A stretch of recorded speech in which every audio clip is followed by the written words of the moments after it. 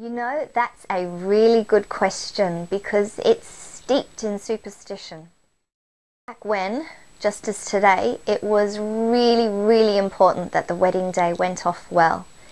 It was the start of the bride and groom's new life together, and what starts well will end well. But that's the normal part.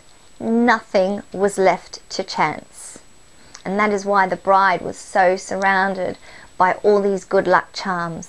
Anything that could bring good luck or anything that could prevent bad luck had to be put in place on the wedding day, because anything untoward was out to get the bride.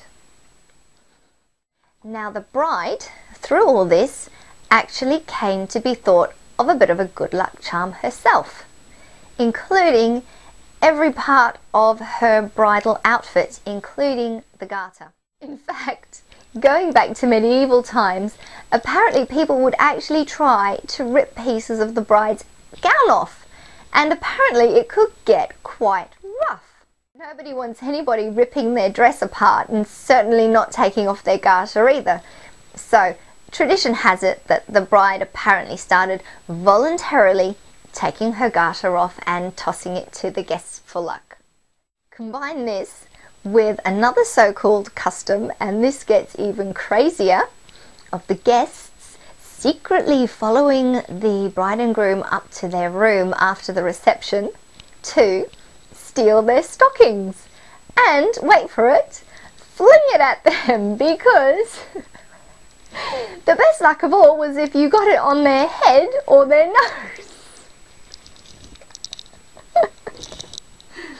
And so the flinging of the stocking became the tossing of the garter, apparently. I'm not so sure about that. I actually don't see it happening at all. Our ancestors really weren't that different to what we are today, except more conservative. Now let's think back the 19th century. Even chairs and tables, their legs had to be covered with bloomers. I mean, do we really see a young lass burying her legs in front of the whole village and taking off her garter? I don't think so. It's probably more like a 20th century thing, probably mid to late 20th century. I've actually read that no bridal etiquette book of the early 20th century even mentions the garter toss, not even as something to be avoided. So it's probably not that old a tradition at all, but it is still a tradition, and we can still follow a tradition even if it is only a few generations long.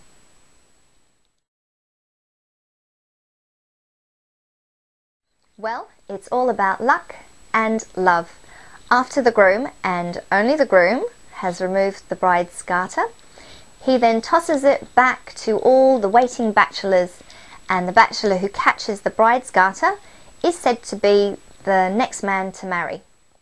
Now, everyone likes a bit of matchmaking, and the lucky lady who has caught the bride's bouquet, well, she's also apparently going to be the next one to marry. So the two should share the next dance, and maybe love will bloom. Thanks for watching, and please do give us a like by clicking on that like button. I'd really appreciate it. If you think this video was helpful, or if you have any questions, leave some comments for me. I'd love to help you as much as possible.